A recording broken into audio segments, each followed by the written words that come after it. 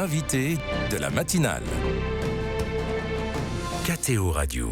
Peut-être que vous l'avez suivi hier en direct sur KTO TV et KTO Radio, la canonisation de Carlo Acutis et de Pier Giorgio Frassati, présidée par Léon XIV au cours d'une célébration place Saint-Pierre devant 70 000 personnes. On revient sur la personnalité et ces deux nouveaux saints et le modèle qu'ils représentent pour les jeunes, mais pas que, avec le frère Charles Desjobert. Bonjour. Bonjour. Merci d'être avec nous. Vous êtes dominicain, auteur de plusieurs ouvrages sur Pier Giorgio Frassati et vous êtes également à Rome. Vous avez assisté hier à la célébration présidée par le pape. Alors, quelle était l'ambiance sur place? Comment vous avez vécu cette célébration? Grande joie de nous retrouver à Rome. Oui, on était, je crois, plus de 100 000, beaucoup de jeunes venus pour cette canonisation de ces deux grandes figures de l'Église. C'était magnifique de pouvoir voir apparaître sur la façade de Saint-Pierre ces deux portraits, celui de Pier Giorgio et celui de Carlo. Aussi cette belle surprise de Léon XIV qui est venu avant la célébration nous saluer avec un style qu'il est en train de mettre en place, à la fois assez simple, décontracté même, j'ai trouvé, et puis ensuite une célébration plus solennelle mais très profonde.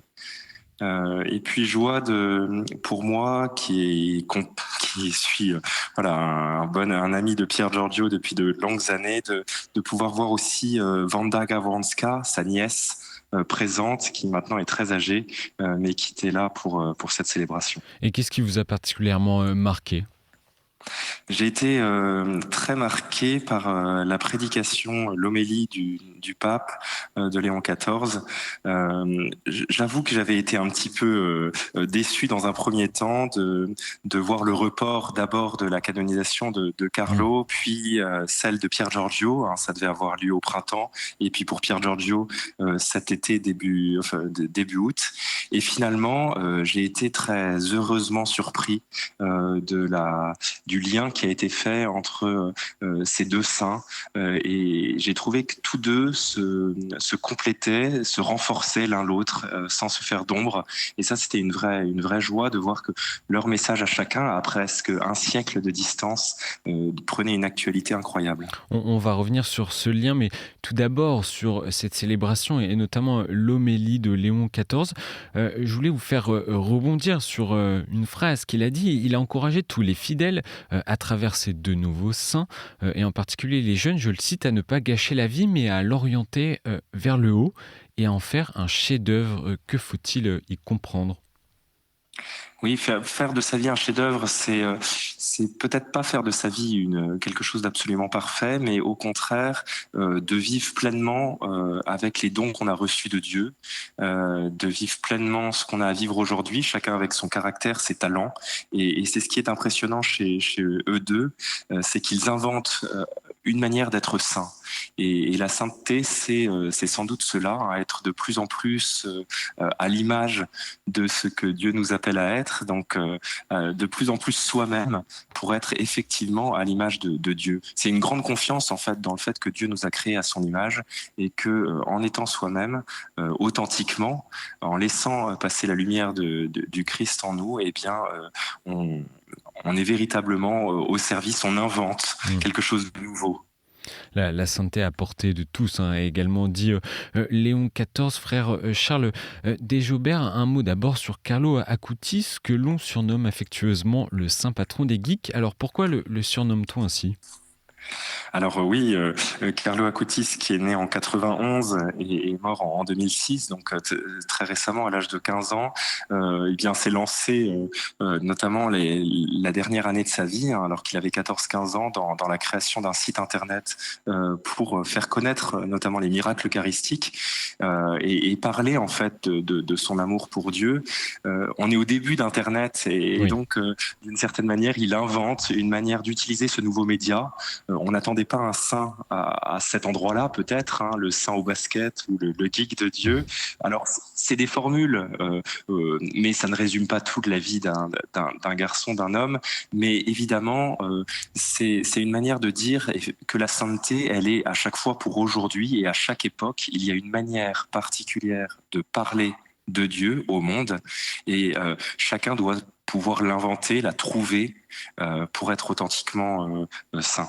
Et c'est ce qu'a fait Carlo Acutis.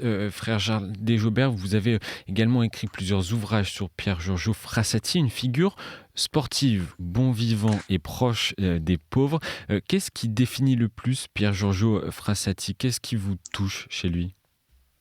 Alors bien sûr, fondamentalement, c'est sa charité envers les plus pauvres. Cet enfant, ce jeune d'une famille bourgeoise de Turin, fils du fondateur de la Stampa, un des plus grands journaux italiens. Famille très aisée, oui. Voilà, famille très aisée, fils de sénateur, qui aurait pu être un champion de mondanité et qui va vraiment se mettre au service des pauvres de Turin, au service des petits, dans les faubourgs de cette ville qui est absolument une des plus grosses villes de la révolution industrielle, une ville très, très imposante, mais qui laisse aussi derrière elle beaucoup de malheureux et de miséreux. Et Pier Giorgio va être au service. Ça, c'est évidemment ce qui est le plus impressionnant, tous ces fioretti de cette aide très concrète, matérielle que Pier Giorgio apporte. Mais au-delà de cet élément fondamental qui était resté caché à la vue de ses parents et de certains de ses amis les plus proches, il y a aussi cet alpiniste de haut niveau, ce sportif, là aussi où on n'attendait pas un saint. Un saint, on imagine plutôt parfois quelqu'un d'un peu rachitique, amaigri par les jeûnes et les prières. Et là, on a ce gaillard costaud, bon vivant, effectivement, qui invente la société des types louches, là aussi où on n'attendait peut-être pas un saint, qui signe ses lettres du nom de Robespierre, là aussi on pourrait se dire mais qu'est-ce qui se passe, et qui en fait est quelqu'un qui authentiquement cherche à refléter aussi le Christ et à dire quelque chose du visage de Dieu pour notre temps. Vous avez notamment épluché ces nombreuses correspondances, notamment avec ses amis. Que relèvent ces lettres? Alors, dans ces lettres se mêlent à la fois des considérations purement d'étudiants, les cours qu'il suit au Polytechnique de Turin, des considérations politiques, puisqu'il va s'engager aussi contre le fascisme et avoir cette lucidité, alors que notamment Mussolini fait les yeux doux à l'Église, et bien de voir qu'aussi il y a quelque chose sans doute de perverti là-dedans et de problématiques, que l'Europe s'achemine aussi vers une guerre future parce que les nations n'arrivent pas à s'entendre et à dialoguer, et que la jeunesse et les jeunes catholiques ont un rôle à jouer dans l'édification d'une Europe chrétienne, et puis en même temps des considérations spirituelles très profondes.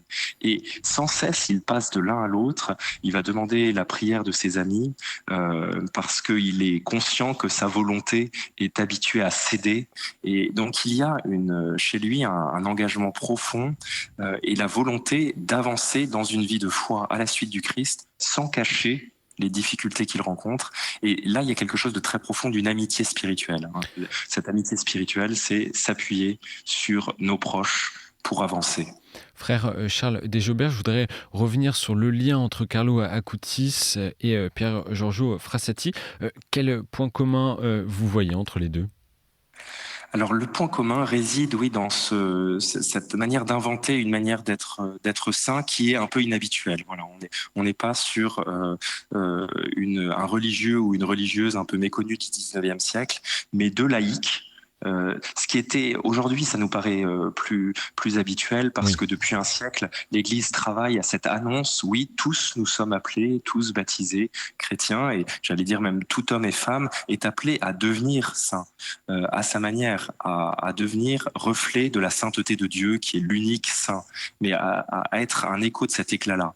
Et eux deux l'inventent profondément avec cette force, cette joie de la jeunesse, mais c'est pas parce qu'ils ont été fauchés, si je puis dire, jeunes, 24 ans pour Pier Giorgio en 1925, 15 ans pour Carlo, qu'ils sont saints. C'est parce que dès leur jeunesse, par contre, ils ont décidé de témoigner du Christ sans attendre ce qu'on pourrait faire et ce que pourrait faire peut-être un jeune aujourd'hui, se dire voilà, une fois que je serai installé, que j'aurai fini mes études, eh bien là je commencerai à faire des œuvres de charité, je commencerai à prendre du temps pour les pauvres, mais bon pour l'instant je suis pris par autre chose. Non, c'est dès maintenant qu'ils le vivent eux, dès leurs 15-16 ans. Et en quoi ces deux figures sont exemplaires, notamment pour la jeunesse? Alors elles sont exemplaires parce que elles vont, ça se joue pour moi dans l'authenticité. Hein. Être saint, ce n'est pas être seulement gentil.